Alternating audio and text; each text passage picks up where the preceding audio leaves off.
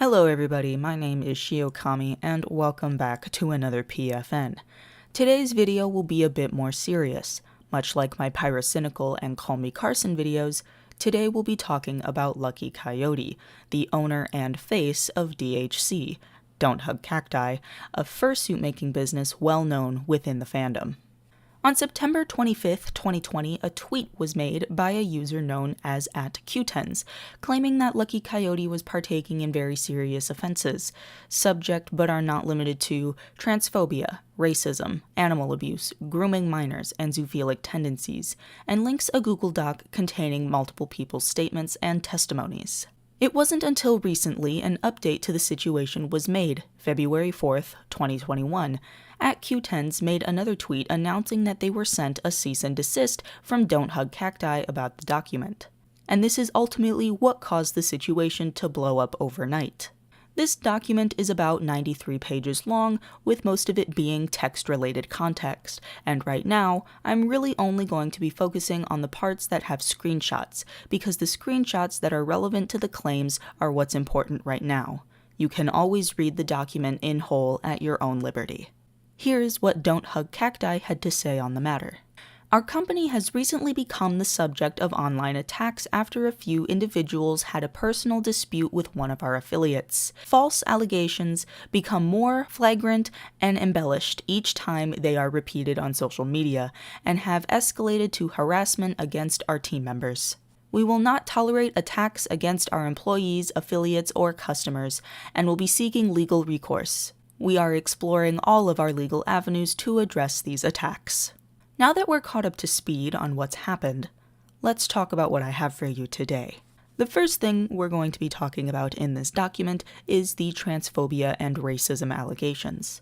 I would like to address this first because while racism and transphobia are troubling issues, the only thing that is provided to back up these claims are personal statements. There are no screenshots or other evidence pertaining to these claims being true, and I would like to focus on the things I have screenshots for.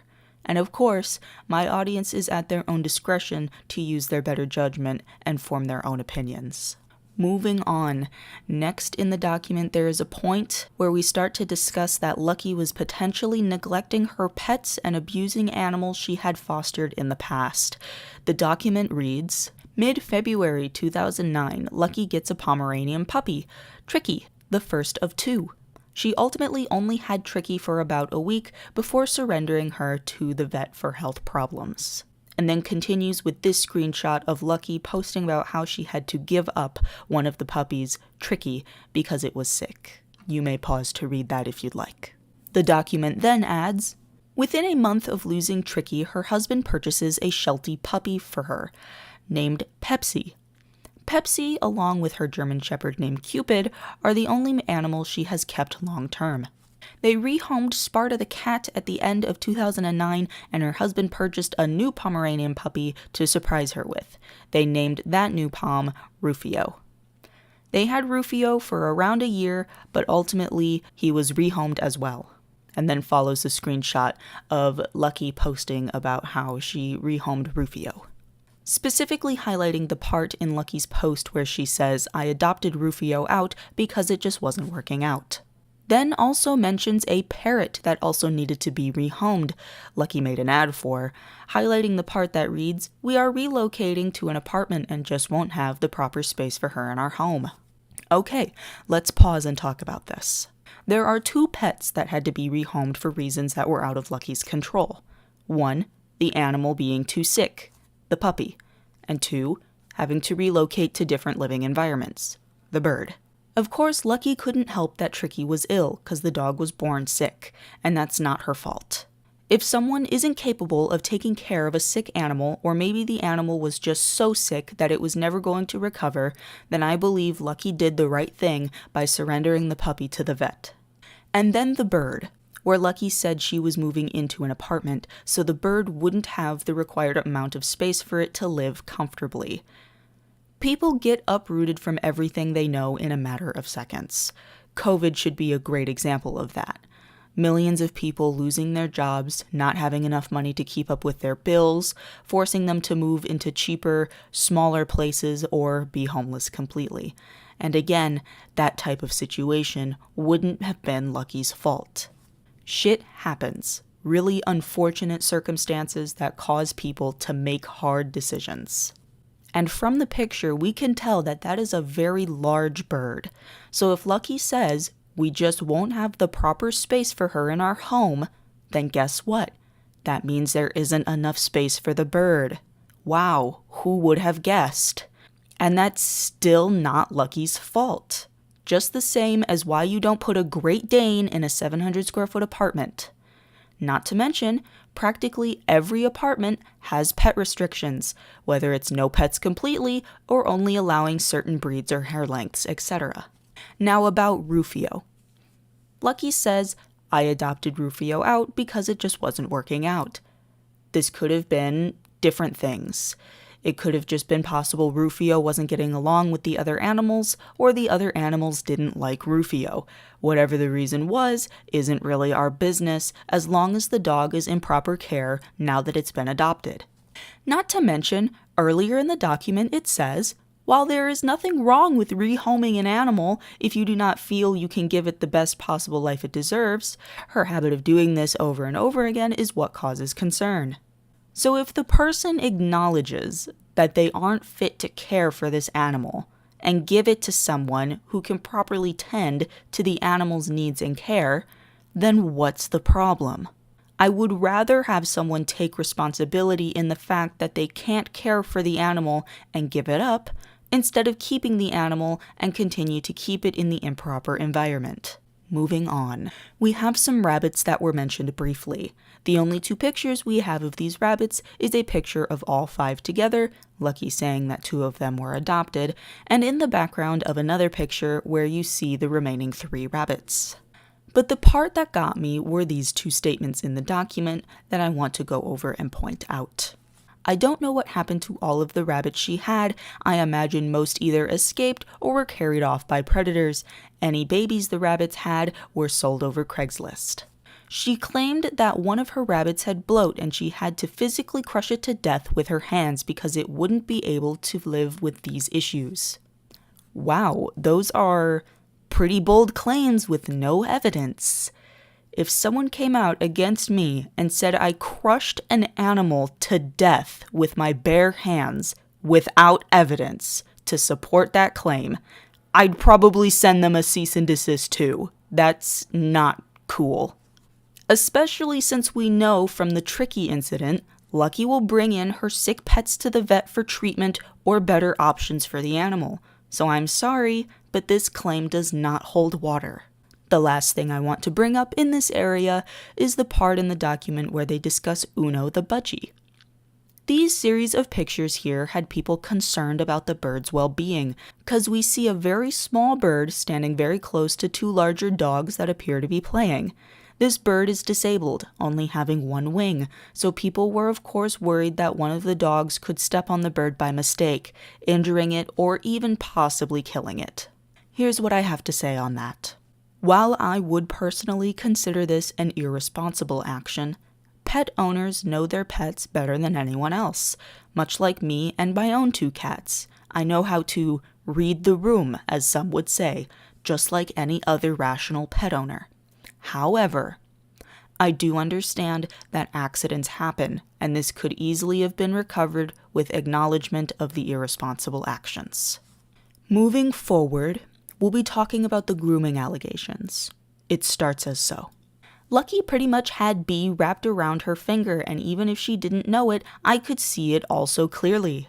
Lucky did not know that B was underage. I remember B telling me about how Lucky asked if they wanted to smoke some weed with her, offering drugs to a minor again. Remember that B was only 16 at the time. But the only thing they can provide for these statements are these 2 screenshots. I'm sorry, but this is broken. 1. The forwarded messages from Lucky don't provide enough context to the conversation. 2. The context from that conversation where the screenshots are taken is not enough. 3. It's cropped to hell. Even the last part of that first message is blurred out. So, what are we supposed to take from this? This isn't enough. We need more context to those claims. The next thing that comes up is this. Yes, I will acknowledge that adults shouldn't be talking about sexual-related topics with minors unless it's for an educational purpose. So yes, Lucky would be in the wrong for this. It was very irresponsible on her part.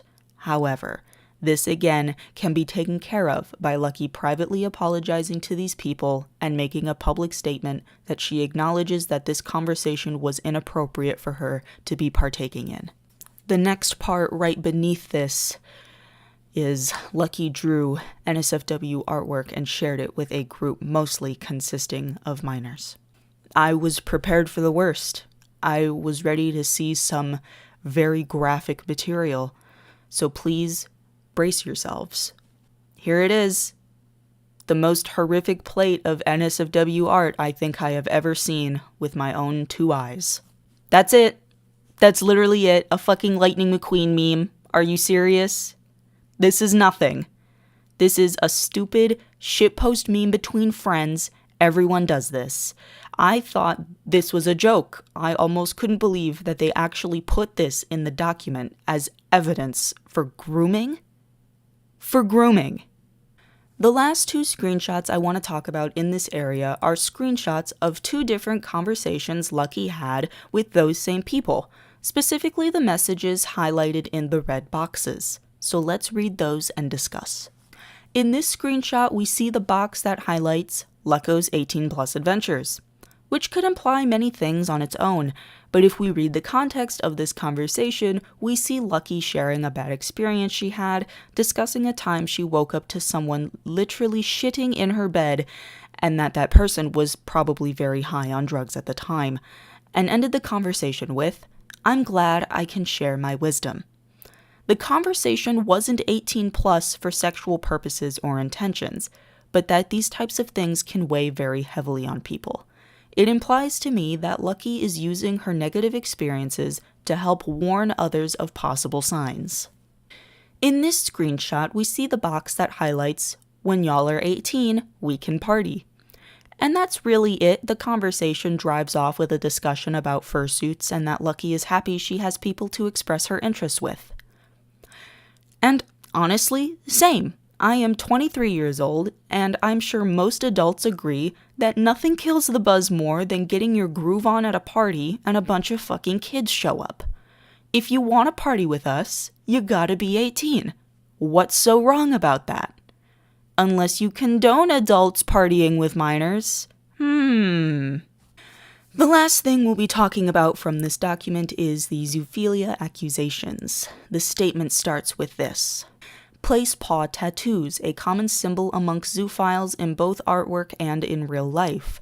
The tattoos are placed in these locations to symbolize or mimic where a dog would place their paws when mounting or being sexually intimate with them. Please note, not all paw print markings or tattoos are based in zoophilia. Many people get paw prints tattooed on them to memorialize a lost pet or simply because it's cute, and should not be considered evidence on its own. I want that to be very clear right there. And then follows with pictures of Lucky's fursona, showing that she has one paw print mark on her hip, and then later shows another picture where there are 2 paw prints, one on each hip. In the comments of this image, we see a quick back and forth between Lucky and an unnamed user, talking about if she was ever going to get the tattoos in real life, to which Lucky says that she plans on getting just one, never saying where it was going to be placed or for what reason. Okay, let's analyze that. Obviously, if the placed paws theory was true, I wouldn't really know that for a fact because I'm not a fucking zoophile. Yes, there are symbols and code words people can use to identify themselves to other zoos, or groups in general. But just stop and think about it like this for a moment. Trends within any community come and go. Lucky is just a bit older than I am, and when I first became a part of the furry community back in about 2011, paw-shaped markings were very popular to have on canine fursonas. Then throughout the years, other trends surfaced, like sparkle dogs, scullies, striped socks, etc. Is this person a necrophile because they have a skull dog fursona? Does this person fuck dogs because their fursona wears striped socks? There are even old versions of my fursona with hearts on her butt, because that's just what was popular at the time. Is someone gonna come out and say I like licking my cat's asshole because my fursona has heart-shaped markings on her ass? Do you see what I'm saying? Basing this claim on a simple speculation isn't enough to prove that this is true. Where are the facts you're basing this off of? What are the logistics that make this claim viable? Moving on. Next we have a few NSFW pictures Lucky posted, the first being a drawing of a German Shepherd fursona with its dick out, and the second is Lucky's fursona having sexual relations between two other German Shepherd fursonas. But let's talk about the things the user highlights under these pieces. First, we have some comments that were made under some of the art, an unnamed user asking Lucky what other species she will be drawing, and she had replied that coyotes, German shepherds, and red huskies are her favorite. Then in another comment says she has such a lush for them. Then in the description of the other image, Lucky says, G-sheps are so handsome I can't resist. G-sheps, red huskies, and coyotes only please. Lucky the G-shep loving yote. Not to get weird, but furries tend to have favorites when it comes to what breeds or species pertain to them. For example, some people really like watching fantasy dragon porn, cause they just really like dragons. Furries put a company like Bad Dragon in business for a reason, people. Next we have some NSFW art of Lucky's fursona partaking in sexual actions with another canine fursona that was purchased by Lucky's husband as a gift for her. I'm assuming the connection the document user was trying to make was that the unnamed canine fursona is feral, while Lucky's fursona is anthro, and I have at least two things to say about this. 1. It isn't specified who the canine fursona belongs to. It could be her husband's fursona since he was the one that purchased the art, or it could be one of Lucky's other fursonas, because people can ship their own OCs together. Number 2. The reason that Lucky's character is anthro can simply be because that's what she prefers. She may think her fursona looks better in anthro form, and I would make sense as to why she would want it depicted in that way. For example, my fursona doesn't have a feral version, because I think feral she looks stupid as fuck, and that's just a personal preference. There are plenty of other people who prefer feral over anthro, and that is fine. Next we have this screenshot of art Lucky posted, just some casual everyday furry art of a German Shepherd, but look at the part they highlighted. Myrrh. That's it, just myrrh. How dare she use popular furry vocabulary, she's definitely a zoo. And finally, our last screenshot for this area is this post by Lucky that her husband commented on saying, If you saw me in the back of a police car, what would you think I got arrested for? Her husband replies, I wanna fuck a dog in the ass. That's right, kids. That's it. A sloppy inside joke between husband and wife. Wow. God forbid, she's definitely a zoo. 100% can't get much clearer than that, folks. Even the writer acknowledges that this is most likely a joke or song lyrics, so why put it in the document to begin with? This is the equivalent of sharing an inside joke with a friend, but if you were to relay that inside joke to a stranger, they'd probably think you're crazy. In developing news, as I was writing this script, an update had occurred. February 18th, 2021, Lucky posted a response video on her YouTube channel addressing the allegations. Lucky addresses the fact that the document was mostly formulated by one person and not multiple victims. Lucky addresses the cease and desist to @Q10s and Wallaby. Lucky addresses the allegations about B and offering B drugs, along with a statement from B saying that Lucky never offered them drugs. Lucky addresses the allegations about the sexual assault, grooming, and zoophilic tendencies. And she also addresses a few more things I didn't mention in this video, simply because fursuit drama isn't that important to me. So please, go watch that. It's important that you do. Thanks. Okay, it's story time. I'm going to tell you guys a story. A story that I found to be very similar to the relevant situation. Once upon a time, there were once 4 friends. Pink, blue, purple, and green. Purple came out against Green, alleging that he was grooming a young boy to sleep with him. Green and Purple had a falling out before this, possibly causing the call-out to happen. Pink came out against Green, saying that he was trying to sleep with Pink's boyfriend at the time, also stating that Pink had voice memos of other victims of Green, but never released them to the public. Everyone was obviously very upset with Green. Green came out with his own video with his evidence in a means to defend himself, and debunked Pink's claims. People noticed that Purple and Pink's stories weren't adding up, and people wanted answers. Almost a year later, Purple made another video saying that she was tricked by Blue and Pink to go against Green because Green was a direct competitor to Pink, and Blue was also just starting to release their own products with Pink. Purple apologized to Green, publicly and privately, and stated that her and Green are now on good terms. Blue saw Purple's video and had a meltdown in a live stream before he ultimately disappeared from the internet. Pink shortly followed, in means of leaving for a while so people could forget. But Pink couldn't leave the internet completely because his business relies on his social media presence. It has been about 2 years since all of that began. Blue nor Pink have made a full response regarding the situation.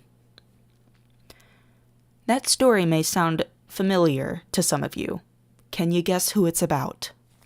It's the Jeffree Star Shane Dawson versus Tati Westbrook James Charles situation, also known as Dramageddon. This Don't Hug Cacti stuff is just the reiterated furry version of that. With all of that out of the way, we have gone over pretty much all of the screenshots that held any sort of context to the claims. You have heard my snippets and opinions as we went through the document, so now let's conclude what we have discussed. I'm sorry, but there is just not enough substantial hard-hitting evidence that would prove Lucky to be guilty on these claims. This document is very heavily he said, she said, with most of the screenshots being easily dismissed due to the fact that they lack the proper context.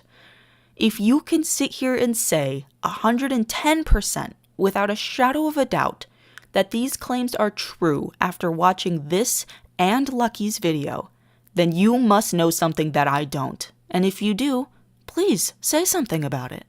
Also understand that this video represents my opinion, and there are plenty of other people that view the situation differently or in a different perspective, and that is also fine.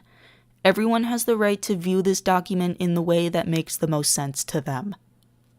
While I can't confirm that these people did this out of malice, Lucky already debunked some of the claims with her own screenshots, so it puts into perspective how much of the original document was actually true. And if it is, then of course I hope the victims get their justice. One last thing. I find this very funny how this logic only applies to Lucky and not the original 93 out of context pages. So in conclusion, I'm tired and I hate it here.